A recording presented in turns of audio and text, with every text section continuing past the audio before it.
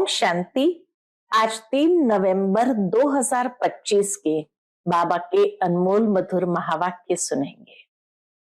आज की मुरली में बाबा हम बच्चों को पुनः ये स्मृति दिलाते हैं कि बच्चे अंतर्मुखी होकर के बाप को याद करना है और जो भी आए उसको सबसे पहले बाप का परिचय देना है। अगर अलफ को समझा तो बाकी ज्ञान को सहजता से समझ सकेंगे। अलफ ही नहीं समझा तो बाकी क्या समझेंगे। बाप का परिचय देने बिगर जो कुछ भी बोलेंगे, बाबा कहते वो टिक टिक करते रहते हैं और टिक टिक करने से उनके मन में प्रश्न अधिक उत्पन्न होते रहते हैं। इसलिए एक बात पर पहले निश्चय कराओ, बाप का परिचय देकर बाप पर निश्चय कराओ, तो फिर दूसरी जो भी बातें समझाएंगे वो सहजता से समझ सकेंगे, नहीं तो समझ नहीं सकेंगे और समझेंगे नहीं तो फिर विघ्न रूप बनते रहेंगे। वैसे भी बाबा कहे ये रुद्र यज्ञ है, इसमें विघ्न तो जरूर पड़ेंगे, लेकिन विधि बाबा ने बताई सबसे पहले बाप का परिचय दो, फिर और बातें समझाओ। तो सुनते हैं आज के बाबा के अनमोल मधुर महावाक्य। ओम शांति। मीठे बच्चे, बाप आए हैं वाइसलेस दुनिया बनाने, तुम्हारे कैरेक्टर सुधारने। तुम भाई भाई हो तो तुम्हारी दृष्टि बहुत शुद्ध होनी चाहिए। आज की मुरली से प्रश्न है, तुम बच्चे बेफिक्र बादशाह हो, फिर भी तुम्हें एक मूल फिक्रात अवश्य होनी चाहिए। कौन सी? उत्तर है, हम पतित से पावन कैसे बने, यह है मूल फिक्रात। ऐसा न हो बाप का बनकर फिर बाप के आगे सजाएं खानी पड़े, सजाओं से छूटने की फिक्रात रहे, नहीं तो उस समय बहुत लज्जा आएगी। बाकी तुम बेपरवाह बादशाह हो, सबको बाप का परिचय देना है। कोई समझता है तो बेहद का मालिक बनता, नहीं समझता है तो उसकी तकदीर, तुम्हें परवाह नहीं। ओम शांति। रूहानी बाप जिसका नाम शिव है, वह बैठ तुम बच्चों को समझाते हैं।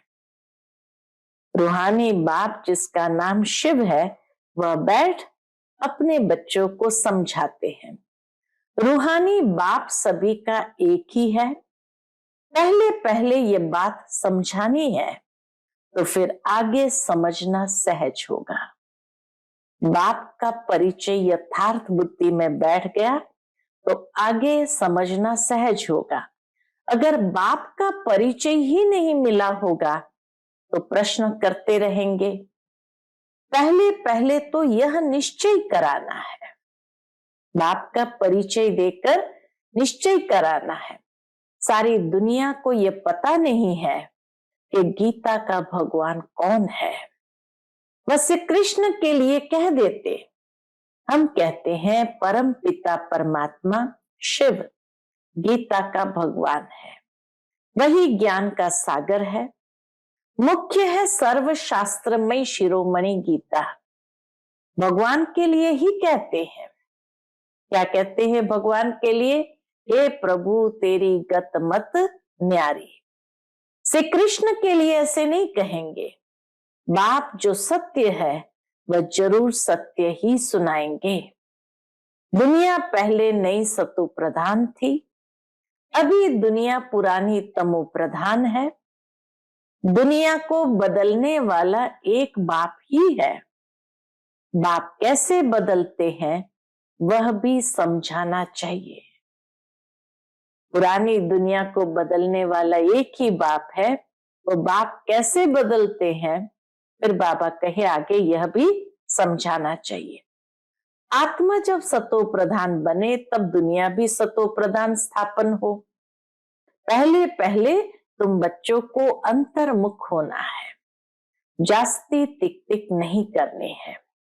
अंदर घुसते हैं तो बहुत चित्र देख पूछते ही रहते हैं। पहले पहले समझानी एक बात की चाहिए, तो अंतर्मुखी बन, बाबा कहे एक बात पर समझाना है। जास्ती पूछने की मार्जिन न मिले। बोलो पहले तो एक बात पर निश्चय करो, फिर आगे समझाएं। फिर तुम 84 जन्मों के चक्र पर भी ले आ सकते हो। बाप कहते हैं मैं बहुत जन्म के अंत में प्रवेश करता हूं, इनको ही बाप कहते हैं। ब्रह्मा बाबा को भी शिव बाबा कहते हैं, क्या कहते हैं? तुम अपने जन्मों को नहीं जानते हो। बाप हमको प्रजापिता ब्रह्मा द्वारा समझाते हैं, पहले पहले अलफ पर ही समझाते हैं। शिव बाबा भी आकर सबसे पहले पहले अलफ पर ही समझाते हैं। अलफ समझने से फिर कोई संशय नहीं होगा। निश्चय बुद्धि हो गए कि स्वयं भगवान बाप आकर हमें समझाते हैं, तो उसकी हर समझाने पर फिर कोई संशय नहीं होगा। बोलो बाप सत्य है, वह असत्य नहीं सुनाते। बेहद का बाप ही राजयोग सिखलाते हैं। शिवरात्रि गाई जाती है तो जरूर शिव यहां आए होंगे ना। जैसे कृष्ण जयंती भी यहां मनाते हैं, कहते हैं मैं ब्रह्मा द्वारा स्थापना करता हूं। उस एक ही निराकार बाप के सब बच्चे हैं, तुम भी उनकी औलाद हो और फिर प्रजापिता ब्रह्मा की भी औलाद हो। सबसे पहले हम आत्म रूप में शिव बाबा की संतान है, फिर ब्रह्मा बाबा की भी संतान है। प्रजापिता ब्रह्मा द्वारा स्थापना की तो जरूर ब्राह्मण ब्राह्मणियां होंगे, बहन भाई हो गए, इसमें पवित्रता रहती है। गृहस्थ व्यवहार में रहते पवित्र रहने की यह है भीति, यह है युक्ति। बहन भाई है तो कभी क्रिमिनल दृष्टि नहीं होनी चाहिए। 21 जन्म दृष्टि सुधर जाती है, बाप ही बच्चों को शिक्षा देंगे ना। कैरेक्टर सुधारते हैं, अभी सारी दुनिया के कैरेक्टर सुधरने हैं। इस पुरानी पतित दुनिया में कोई कैरेक्टर नहीं है, सब में विकार है। यह है ही पतित विशेष दुनिया। फिर वाइसलेस दुनिया कैसे बनेगी? सिवाय बाप के कोई बना न सके। अभी बाप पवित्र बना रहे हैं, यह है सब गुप्त बातें। कैसे बाबा आकर परिवर्तन करते हैं, ये सब है गुप्त बातें। हम आत्मा है, आत्मा को परमात्मा बाप से मिलना है। सब पुरुषार्थ करते ही है भगवान से मिलने के लिए। भगवान एक निराकार है, लिबरेटर गाइड भी परमात्मा को ही कहा जाता है। दूसरे धर्म वाले कोई को लिबरेटर गाइड नहीं कहेंगे। परम पिता परमात्मा ही आकर लिबरेट करते हैं, अर्थात तमो प्रधान से सतो प्रधान बनाते हैं। गाइड भी करते हैं तो पहले पहले ये एक ही बात बुद्धि में बिठाओ। कौन सी एक बात बिठानी है? अगर न समझे तो छोड़ देना चाहिए। परमात्मा बाप कौन है, ये एक ही बात बुद्धि में बिठानी है। अलफ को नहीं समझा तो बे से क्या फायदा? बल चले जाए। तुम मूंझो नहीं, तुम बेपरवाह बादशाह हो। असुरों के विघ्न पड़ने ही है। बाबा कहे ये भी गायन है कि जिसके तकदीर में नहीं है वो नहीं समझेंगे, चले जाएंगे, फिर वह यज्ञ में विघ्न जरूर डालते हैं। असुरों के विघ्न पड़ने ही है, यह ही रुद्र ज्ञान यज्ञ। तो पहले पहले बाप का परिचय देना है। बाप कहते हैं मन मना भव। जितना पुरुषार्थ करेंगे उस अनुसार पद पाएंगे। आदि सनातन देवी देवता धर्म का राज्य स्थापन हो रहा है। इन लक्ष्मी नारायण की डिनाइस्टी है और धर्म वाले कोई डिनाइस्टी स्थापन नहीं करते हैं। बाप तो आकर सबको मुक्त करते हैं, फिर अपने अपने समय पर और धर्म स्थापकों को आकर अपना धर्म स्थापन करना है। वृद्धि होनी है, सृष्टि की वृद्धि होनी है, पतित बनना ही है। जब वृद्धि होगी तो पतित भी बनते जाएंगे। पतित से पावन बनाना यह तो बाप का ही काम है। वह तो सिर्फ आकर धर्म स्थापन करेंगे, उसमें बड़ाई की बात ही नहीं, महिमा है ही एक की। वो तो क्राइस्ट के पिछाड़ी कितना करते हैं, उनको भी समझाया जाए। लिबरेटर गाइड तो गॉड फादर ही है, उनके पिछाड़ी क्रिश्चियन धर्म की आत्माएं आती रहती है, नीचे उतरती रहती है। दुख से छुड़ाने वाला तो एक ही बाप है। ये सब पॉइंट्स बुद्धि में अच्छी रीति धारण करनी है। एक गॉड को ही मर्सीफुल कहा जाता है। एक भी मनुष्य किसी पर मर्सी नहीं करते, मर्सी होती है बेहद की।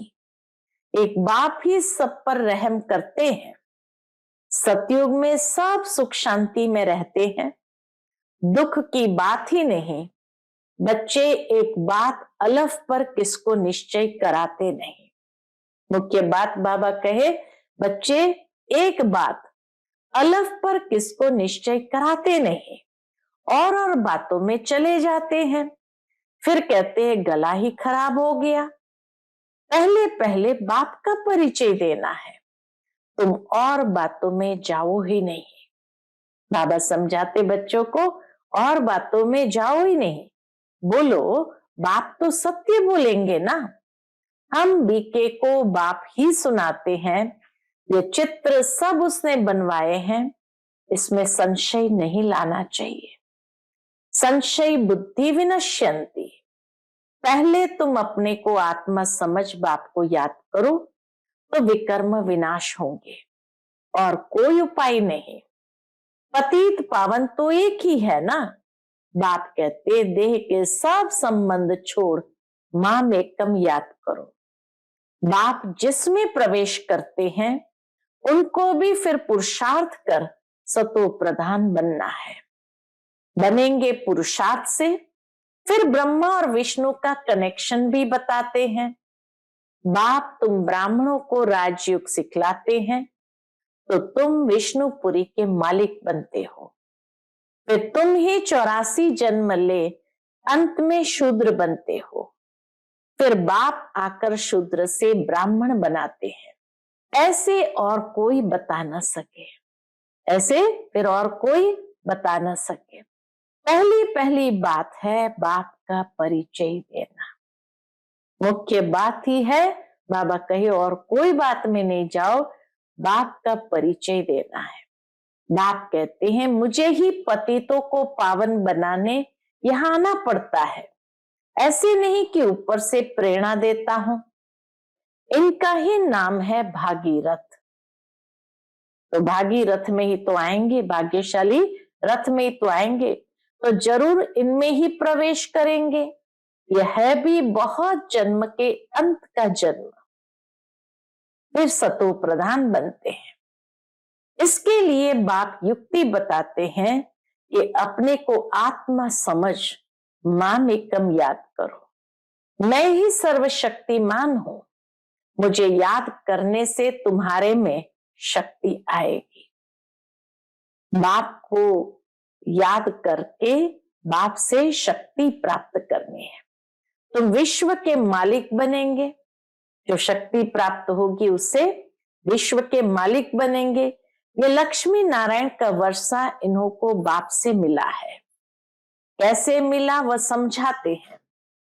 प्रदर्शनी, म्यूजियम आदि में भी तुम कह दो कि पहले एक बात को समझो, फिर और बातों में जाना। यह बहुत जरूरी है समझना। नहीं तो तुम दुख से छूट नहीं सकेंगे। पहले जब तक निश्चय नहीं किया है तो तुम कुछ समझ नहीं सकेंगे। इस समय है ही भ्रष्टाचारी दुनिया। देवी देवताओं की दुनिया श्रेष्ठाचारी थी। ऐसे ऐसे समझाना है। मनुष्य की नब्ज भी देखनी चाहिए। कुछ समझता है वह तवाई है। बाबा कहे ये भी नब्ज देखो, कुछ समझ भी रहा है या तवाई है। अगर तवाई है तो फिर छोड़ देना चाहिए, टाइम वेस्ट नहीं करना चाहिए। चात्रक पात्र को परखने की भी बुद्धि चाहिए। चात्रक पात्र को परखने की भी बाबा कहे बुद्धि चाहिए। जो समझने वाला होगा उनका चेहरा ही बदल जाएगा। पहले पहले तो खुशी की बात देनी है। बेहद के बाप से बेहद का वर्षा मिलता है ना। बाबा जानते हैं याद की यात्रा में बच्चे बहुत ढीले हैं। बाप को याद करने की मेहनत है, उसमें ही माया बहुत विघ्न डालती है। यह भी खेल बना हुआ है। बाप बैठ समझाते हैं कैसे यह खेल बना बनाया है। दुनिया के मनुष्य तो रिंचक भी नहीं जानते। बाप की याद में रहने से तुम किसको समझाने में भी एक रस होंगे। बाबा की याद में रहकर किसको समझाएंगे तो बाबा के एक रस होंगे। नहीं तो कुछ न कुछ नुक्स निकालते रहेंगे, कमियां निकालते रहेंगे। बाबा कहते हैं तुम जास्ती कुछ भी तकलीफ न लो, स्थापना तो जरूर होनी ही है। भावी को कोई भी टाल नहीं सकते। उल्लास में रहना चाहिए। बाप से हम बेहद का वर्षा ले रहे हैं। बाप कहते हैं माँ में कम याद करो। बहुत प्रेम से बैठ समझाना है। बाप को याद करते प्रेम में आंसू आ जाने चाहिए। और तो सभी संबंध है कलयुगी। यह है रूहानी बाप का संबंध। ये तुम्हारे आंसू भी विजय माला के दाने बनते हैं।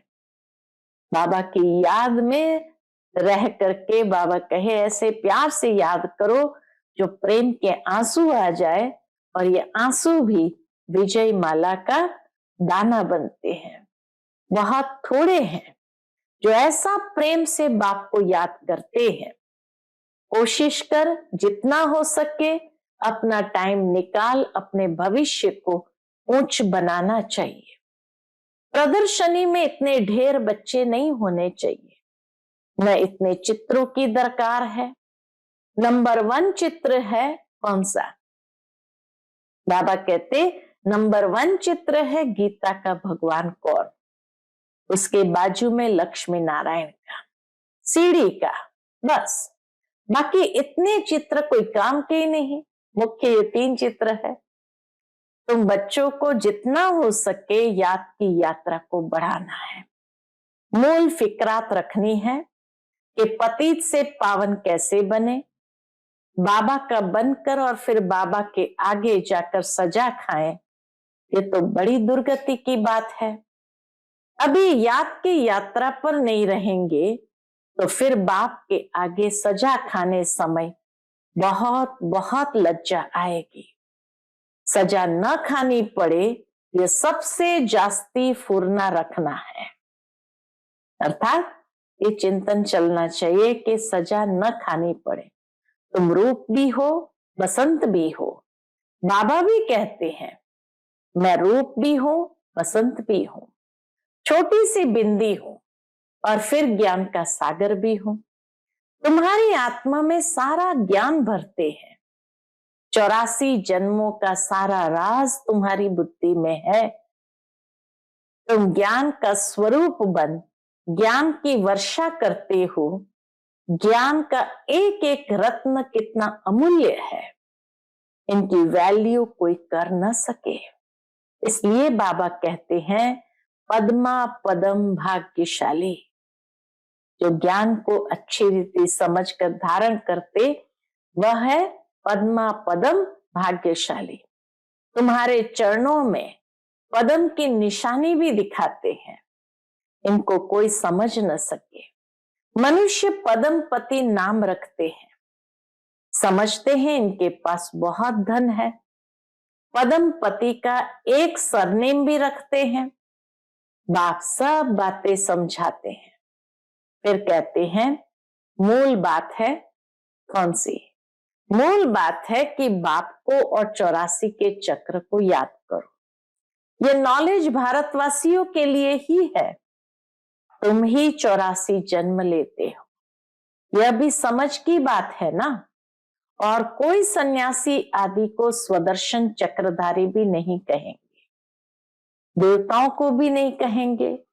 देवताओं में ज्ञान होता ही नहीं, स्वदर्शन का ज्ञान ही नहीं है।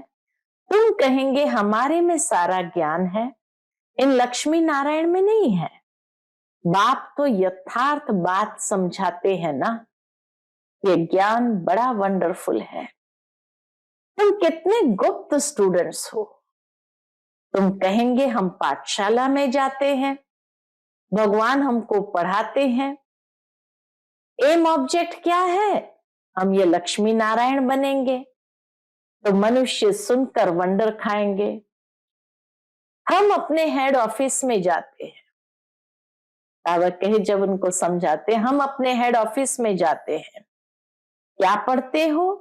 मनुष्य से देवता, बेगर से प्रिंस बनने की पढ़ाई पढ़ रहे हो। तुम्हारे चित्र भी फर्स्ट क्लास है। धन दान भी हमेशा पात्र को किया जाता है, तो ये ज्ञान धन का दान भी पात्र को किया जाता है। पात्र तुमको कहाँ मिलेंगे? शिव के, लक्ष्मी नारायण के, राम सीता के मंदिरों में। वहां जाकर तुम उन्हों की सेवा करो, अपना टाइम वेस्ट नहीं करो। गंगा नदी पर भी जाकर तुम समझाओ। शुरू शुरू में बाबा ने मनोज दादी को, गंगे दादी को गंगा नदी पर भेजा था। गंगा नदी पर जाकर तुम समझाओ, पतित पावनी गंगा है या परमपिता परमात्मा है। सर्व की सदगति ये पानी करेगा या बेहद का बाप करेगा? तुम इस पर अच्छी रीति समझा सकते हो। विश्व का मालिक बनने का रास्ता बताते हो, दान करते हो। कौड़ी जैसे मनुष्य को हीरे जैसा विश्व का मालिक बनाते हो। भारत विश्व का मालिक था ना। तुम ब्राह्मणों का देवताओं से भी उत्तम कुल है। ब्राह्मणों का देवताओं से भी उत्तम कुल है, ये बाबा तो समझते हैं। मैं बाप का एक ही सिकिलधा बच्चा हूं। ब्रह्मा बाबा समझते हैं कि मैं शिव बाबा का एक ही सिकिलधा बच्चा हूं। बाबा ने हमारा ये शरीर लोन पर लिया है। तुम्हारे सिवाय और कोई भी यह बातें समझ न सके। बाबा की हमारे पर सवारी की हुई है। ब्रह्मा बाबा समझते हैं शिव बाबा की हमारे पर सवारी की हुई है। हमने बाबा को कुल्हे पर बिठाया है, अर्थात शरीर दिया है कि सर्विस करो। उनका एवजा फिर वह कितना देते हैं जो हमको सबसे ऊंच कंधे पर चढ़ाते हैं, नंबर 1 ले जाते हैं। कितना ब्रह्मा बाबा को भी नशा चढ़ता है कि हमको नंबर 1 पर ले जाते हैं। बाप को बच्चे प्यारे लगते हैं तो उनको कंधे पर चढ़ाते हैं ना। माँ बाप सिर्फ गोद तक बच्चे को लेते हैं, फिर बाप तो कंधे पर चढ़ाते हैं। पाठशाला को कभी कल्पना नहीं कहा जाता। पाठशाला में कभी कोई कल्पना की बात नहीं होती। स्कूल में हिस्ट्री ज्योग्राफी पढ़ते हैं तो क्या वह कल्पना हुई? यह भी वर्ल्ड की हिस्ट्री ज्योग्राफी है ना। तो बाबा का ये पढ़ाई है, इस पढ़ाई को कभी कल्पना नहीं कह सकते। अच्छा, मीठे मीठे सिकिलदे बच्चों प्रति माता पिता बाप दादा का याद प्यार और गुड मॉर्निंग। रूहानी बाप के रूहानी बच्चों को नमस्ते। हम सभी रूहानी बच्चों की रूहानी माता पिता बाप दादा को याद प्यार, गुड मॉर्निंग और नमस्ते। नमस्ते, शुक्रिया बाबा, शुक्रिया। आज की मुरली से धारणा के लिए मुख्य सार है। पहली पॉइंट, बहुत प्रेम से बैठकर रूहानी बाप को याद करना है। याद में प्रेम के आंसू आ जाए तो वह आंसू विजय माला का दाना बन जाएंगे। अपना समय भविष्य प्रारब्ध बनाने में सफल करना है। दूसरी पॉइंट, अंतर्मुखी हो सबको अलफ का परिचय देना है। ज्यादा टिक टिक नहीं करने हैं। एक ही फुरना रहे कि ऐसा कोई कर्तव्य न हो जिसकी सजा खानी पड़े। आज का बाप दादा का मधुर वरदान हम बच्चों के प्रति है, रूहानी यात्री हूं, इस स्मृति से सदा उपराम, न्यारे और निर्मोही भव। रूहानी यात्री हूं, इस स्मृति से सदा उपराम, न्यारे और निर्मोही भव। रूहानी यात्री सदा याद की यात्रा में आगे बढ़ते रहते हैं। यह यात्रा सदा ही सुखदाई है।